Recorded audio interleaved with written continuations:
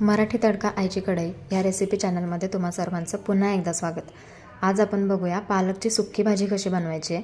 त्यासाठी 1 चमचा तेल, त्यामध्ये जिरे टाकले आणि थोडंसं हिंग आणि लसूण आणि मिरचीचं वाटण टाकलं। आता हे थोडंसं लालसर झालं, चांगलं परतून घेतलं की यामध्ये भाजी टाकायची आहे। चांगली स्वच्छ धुतलेली बारीक चिरलेली मी पालकची भाजी यामध्ये घालते। आता ही चांगली वाफवून घ्यायची, पाणी घालायचं नाही आहे, मीठ पण घालायचं नाही आहे।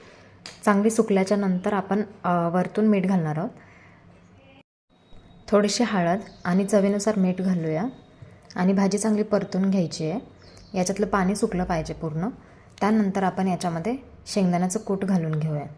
तर शेंगदाण्याचं कूट खूप जास्त बारीक नाही करायचं, थोडंसं ओबडधोबड ठेवायचं आहे, ते खायला खूप छान लागतं। आता छान सुक्की भाजी तयार झाली, यामध्ये शेंगदाण्याचं कूट घाला आणि 2 ते 3 मिनटं वाफवून घ्या। आपली भाजी तयार आहे, मस्त गरम गरम खायला घ्या। आणि हां, जाता जाता माझ्या चॅनलला फॉलो करून नक्कीच। थँक्यू।